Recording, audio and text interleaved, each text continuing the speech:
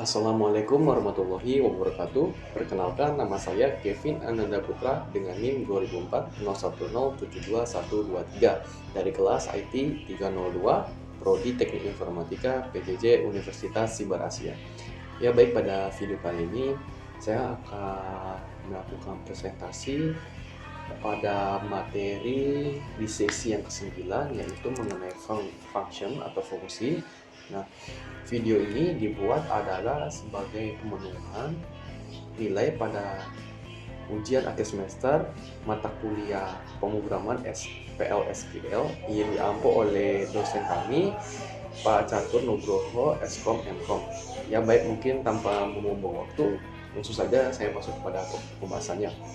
Nah, jadi pada sesi ke-9, dari sesi 8 sampai ke sesi ke-15 ini saya memilih sesi 9 untuk dijadikan sebagai bahan presentasi. Nah, pada sesi ke-9 ini kita akan membahas tentang function ya, atau fungsi daripada di dalam sebuah database ya. Oke, kita masuk ke slide kedua saja, kita loncat. Nah, pada slide kedua ini kita akan melakukan fungsi sum ya di sini, atau agregasi ya. Nah, kita langsung implementasi saja ke PostgreSQL. Kita masuk dulu ke aplikasinya. Oke, di sini kita cantumkan dulu passwordnya 123465. Kemudian masuk ke server, di sini masukkan lagi passwordnya. Oke. Nah, pertama-tama di sini saya akan buat dulu database-nya ya. Di sini di database, klik kanan pada mouse, create database. Nah, di sini untuk nama database-nya adalah UAS training ya. Ini cuma sebagai contoh ya. Di sini sudah, klik save. Nah, oke.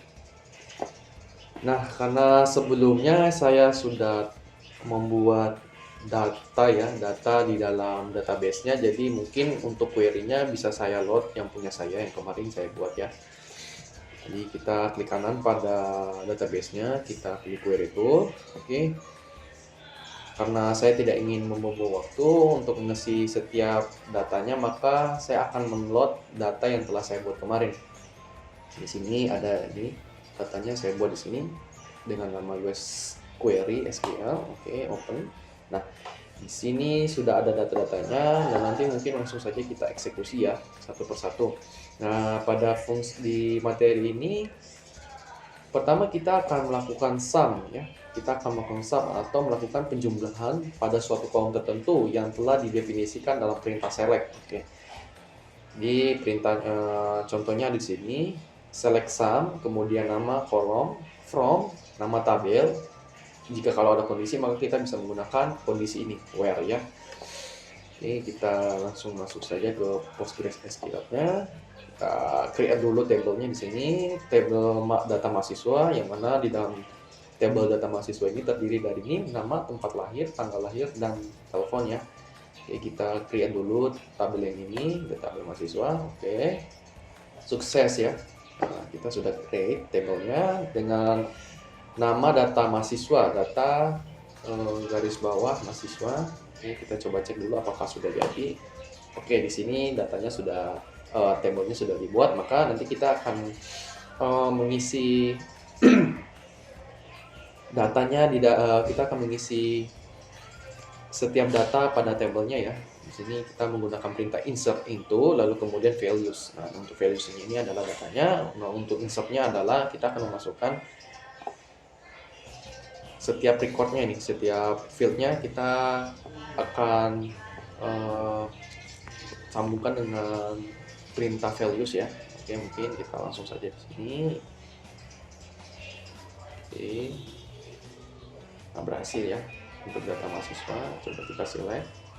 Oke, nah ini untuk tabel pertama. Tabel kedua yaitu ada tabel mata kuliah. Coba kita create lagi. Oke, sukses. Kita eksekusi nilainya, kita masukkan nilai-nilai ini ke dalam tabel mata kuliah. Oke, berhasil juga. Coba kita cek di sini, kita menggunakan perintah select bintang from mata kuliah. Oke, kita cek.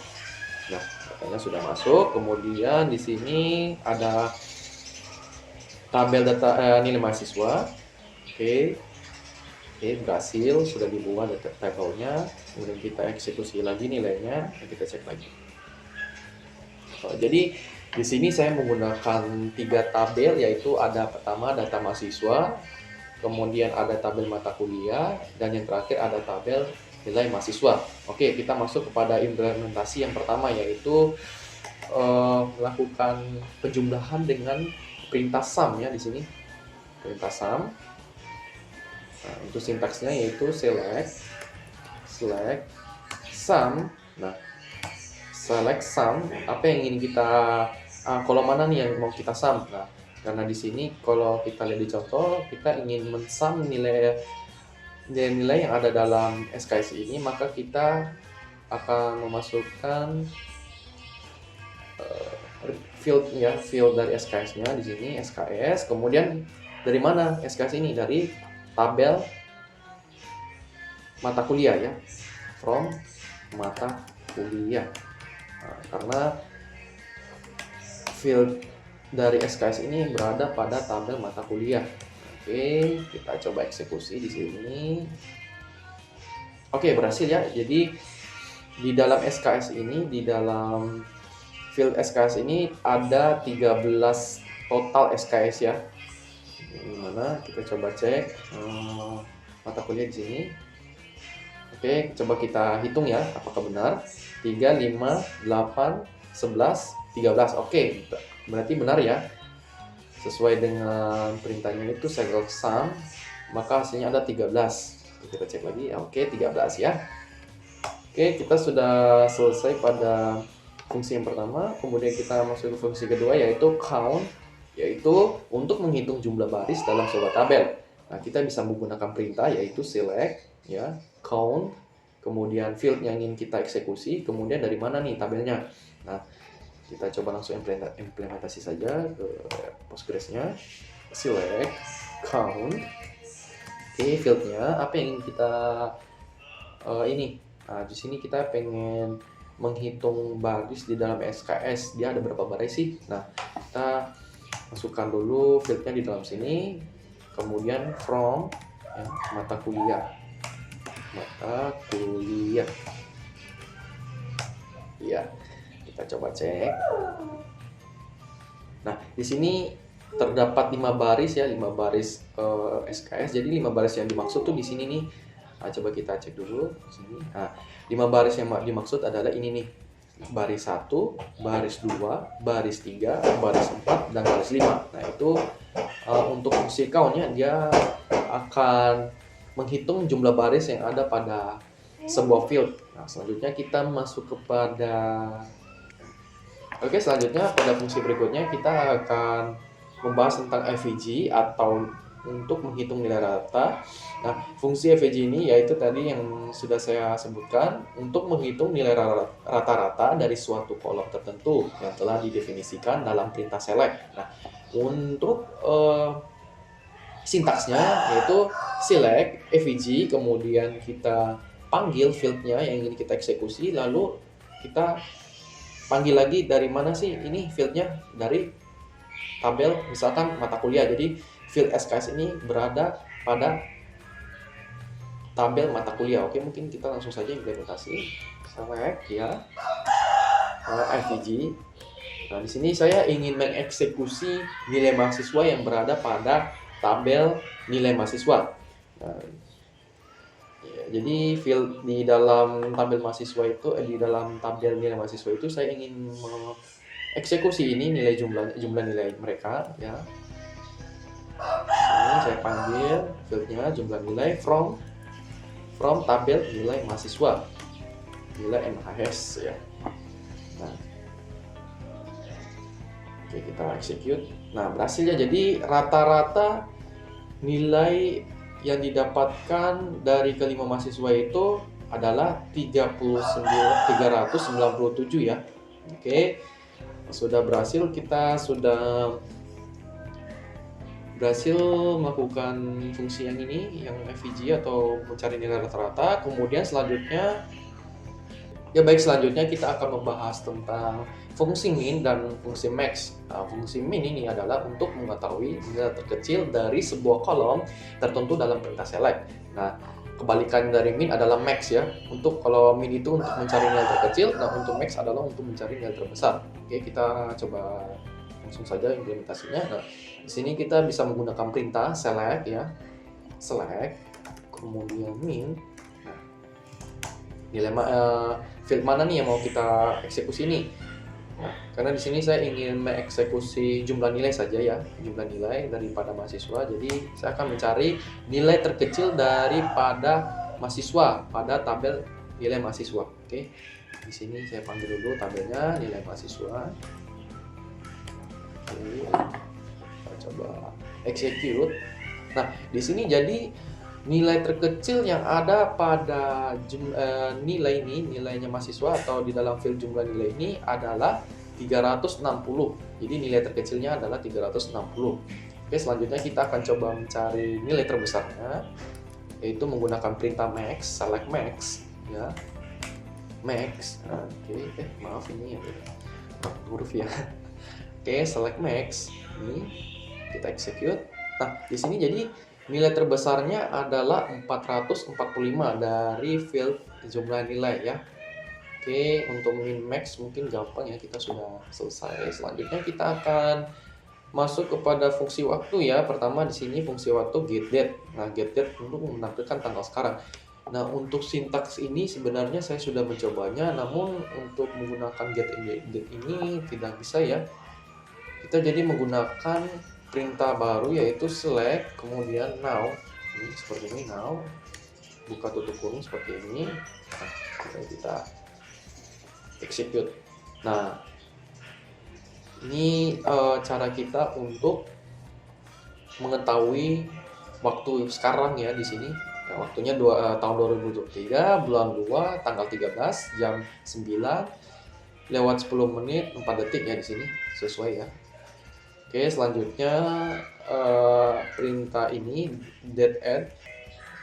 Nah, jadi untuk selanjutnya ini mengenai date add. Nah, untuk date add ini sendiri saya sudah mencobanya kemarin.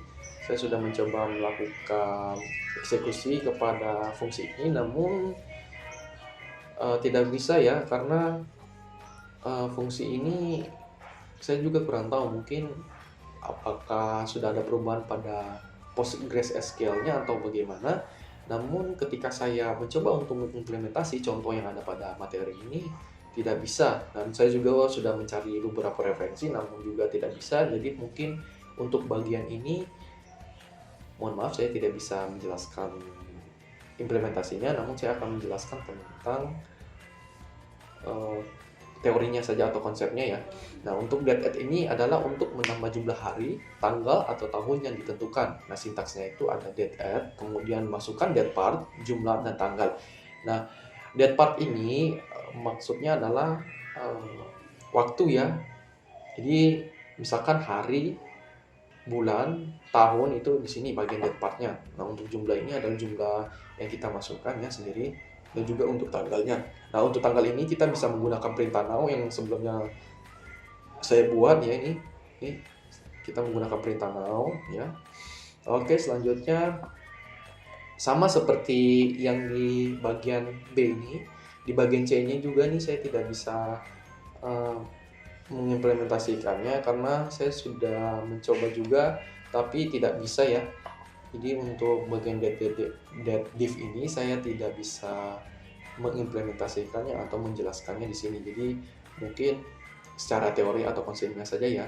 Nah, nanti div ini adalah untuk mengetahui rentan waktu. Nah, yang bisa hari, bisa bulan atau waktu.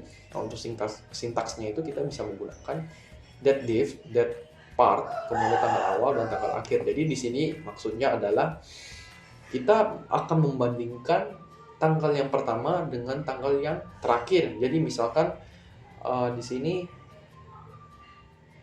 tanggal terakhirnya saya ambil yaitu tanggal 13 ya. Misalkan di sini saya tulis saja di sini, misalkan saya menggunakan tanggal 13 bulan 1 ya 2020. Ini tanggal awalnya.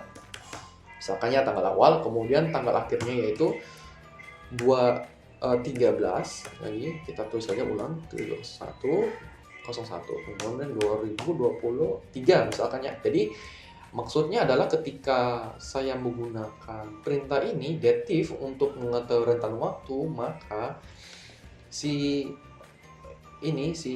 query ini akan mengeksekusi bahwa tanggal sekian-sekian sampai tanggal sekian-sekian itu rentan waktunya adalah sekian-sekian. Jadi misalkan di sini kalau kita lihat tanggal dan bulannya sama namun untuk tahunnya berbeda. Jadi di sini ada perbedaan 3 tahun ya. Jadi ketika saya mengeksekusi rentan waktu ini, maka yang ditampilkan adalah rentan waktu yaitu sebanyak, misalkan kita jadi misalkan kita untuk date partnya ini misalkan kita menggunakan bulan, maka nanti dia akan eksekusi jadi 3 tahun itu berapa bulan ya? 3 tahun itu ada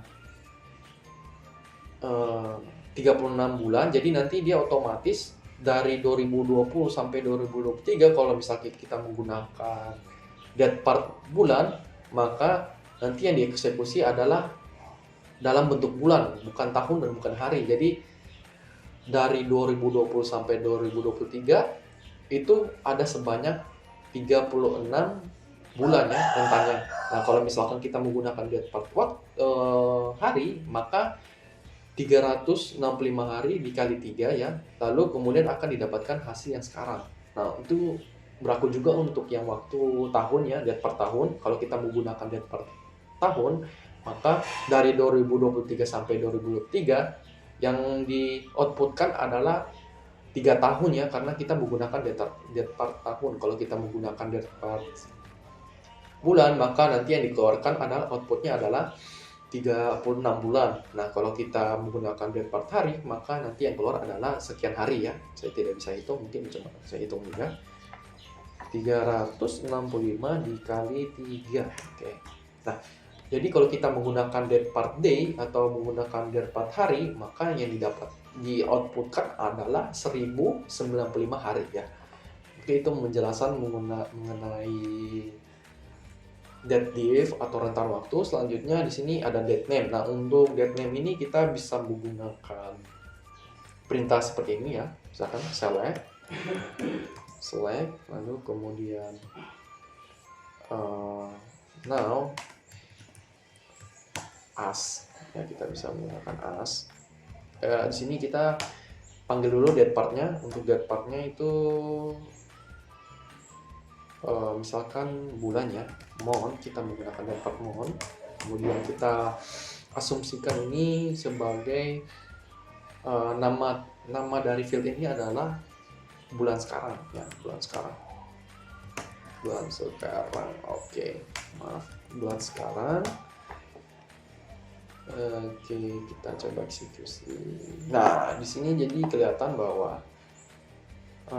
untuk selectnya, atau bisa kita gini aja, kita select now aja saja seperti ini, kita langsung eksekusi. Nah, jadi nama fieldnya adalah bulan sekarang dengan waktunya itu ya di sini 2023 bulan 2 13 ya. Kita mungkin kasih nama saja sesuai dengan ini, waktu sekarang misalkan. Jadi untuk menamakan field yang ada pada waktu ini kita bisa menggunakan perintah as ya.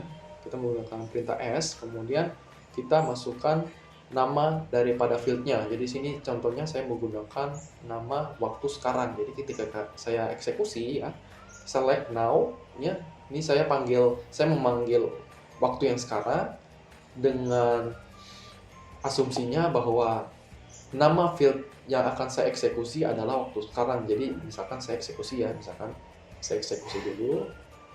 Nah, nanti nama fieldnya adalah waktu sekarang ya. Ini. Oke, selanjutnya fungsi aritmatika. Fungsi aritmatika di sini yang kita akan bahas pertama adalah SQRT atau power ya. Di sini gunanya adalah untuk mencari akar dari nilai tertentu. Misalkan select SQRT 100. Coba kita implementasi lagi ke PostgreSQL-nya, select SQRT 100 ya. Nah, otomatis dia akan mencari akar ya, akar dari nilai 100 ini. Jadi hasilnya adalah 10. Misalkan kita coba mencari akar dari nilai 1000 misalkan ya. Oke, di sini nilainya adalah 31,62 ya. Atau kita bisa coba lagi misalkan 5000 ya, 5000. Akar dari 5000 berapa sih? Akar dari 5000 didapati bahwa 70,71. Nah, oke. Itu mengenai fungsi SQRT. Selanjutnya scaling. Di sini ada yang part ke B ini adalah tentang scaling atau untuk pembulatan ke atas dari nilai angka desimal. Nah, kita bisa menggunakan perintah select ya. Select scaling. Nah, kemudian kita masukkan nilainya nih di sini. Nah, kita menggunakan nilai ini saja. Nah, jadi keterangannya bahwa scaling ini akan melakukan pembulatan ke atas dari angka desimal. Jadi misalkan di sini saya asumsikan nilai yang dieksekusi adalah 20,25, maka hasil yang dikeluarkan adalah 26. Coba kita cek apakah benar. Di sini coba saya eksekusi. Oh, ada salah ya. Oh ya. Ya baik, ternyata benar ya. Ketika kita menggunakan perintah scaling, maka otomatis nilai yang bentuk desimal ini akan dibulatkan ya, akan dibulatkan seperti ini. Jadi dari 25 ini 25,25 akan dibulatkan ke 26. Oke, selanjutnya kita masuk ke part B, yaitu mengenai floor. Nah, floor ini adalah untuk pembulatan ke bawah dari angka desimal. Nah, ini kebalikan daripada scaling ya. Kita coba implementasi lagi. Kita panggil floor. Nah, nilainya.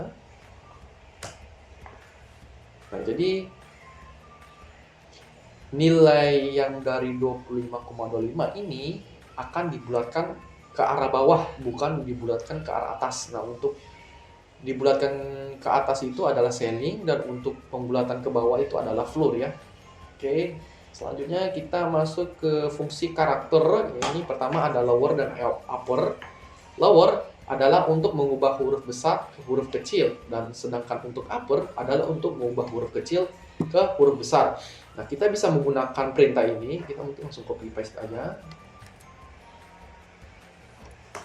Nah, sini untuk eksekusinya saya mengambil contoh dari tabel data mahasiswa ya, dengan nama mereka.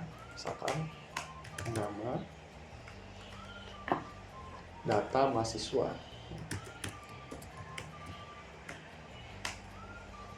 Data mahasiswa MHS. Oke. Maaf, ini harusnya semicolon ya. Oke. Nah, di sini jadi saya akan mengeksekusi field nama ini ya dengan perintah lower dan juga perintah upper. Nah, oke, kita coba eksekusi seperti ini.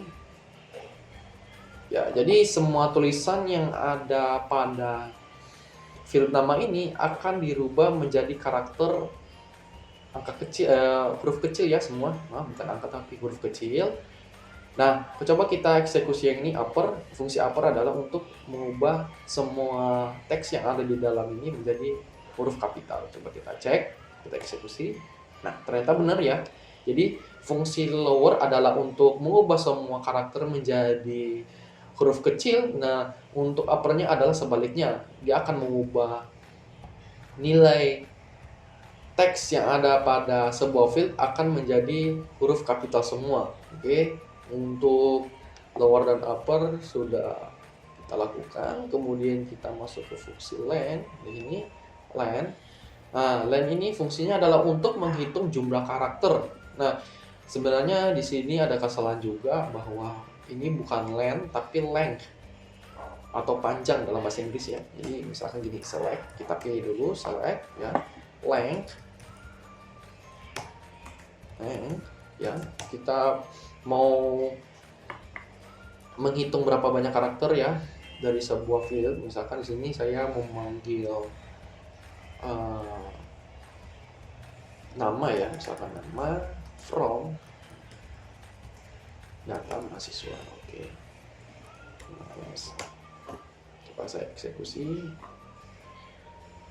Nah, jadi jumlah karakter yang ada pada setiap record yang ada pada field nama ini akan dihitung oleh fungsi length ya. Jadi di sini kita coba cek ya. Di pertama ini ada 4 karakter, kemudian kedua adalah 4 karakter, 5 karakter, dan 5 karakter, dan 3 karakter. Coba kita cek apakah benar ya. Kita panggil ini contohnya. Nah, di sini Aris 4, Bayu 4, Iyayu 4, Andin 5, ya betul. Ternyata memang betul fungsinya sudah berhasil ya. Jadi fungsi length ini adalah untuk menghitung banyaknya karakter dari sebuah field ya, dan juga sebuah record. Oke, untuk fungsi length, untuk bagian part ini length kita sudah selesai melakukannya. Selanjutnya yaitu tentang ltrim dan rtrim ya. Ltrim memotong karakter spasi di kiri string, dan untuk rtrim adalah untuk memotong karakter spasi string ke kanan. Oke, kita ambil saja contoh dari sini. Jadi keterangannya bahwa sebentar. Jadi maksudnya bahwa ini di sini ada spasi ya. Nah, di sini ltrim ini nanti akan menghapus spasi yang ada di sebelah kiri, dan untuk rtrim ini dia akan menghapus spasi yang sebelah kanan. Mungkin kita coba eksekusi saja ya.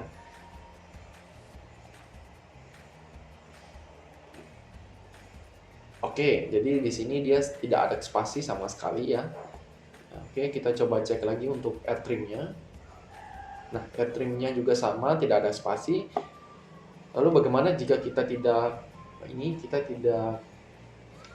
menggunakan fungsi itu, rtrim atau ltrim? Coba. Nah, jadi di sini ada spasi ya. Coba kita hapus dulu yang sebelah ini. Misalkan ya.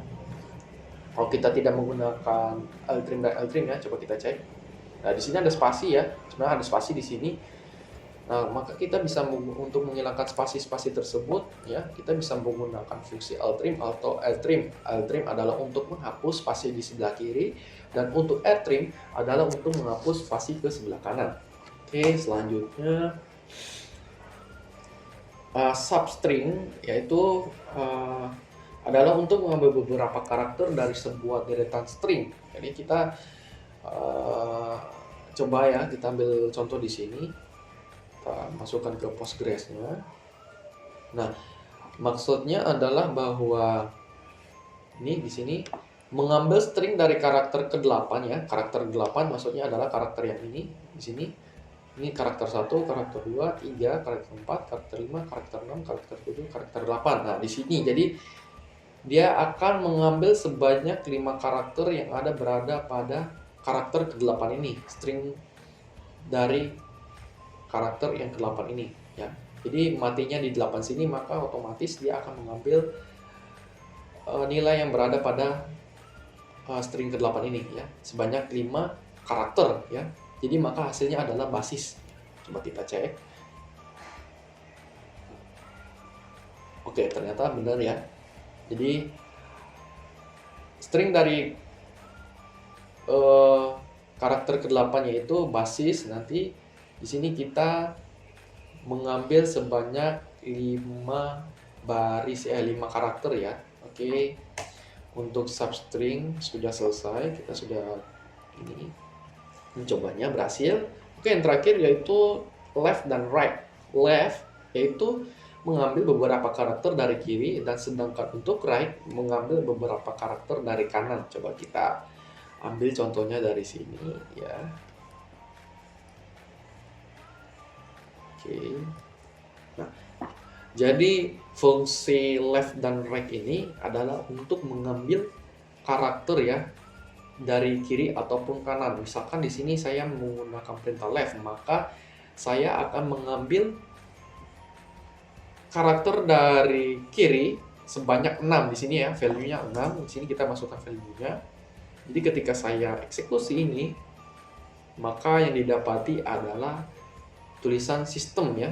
Jadi sistemnya ada 1, 2, 3, 4, 5, 6 karakter.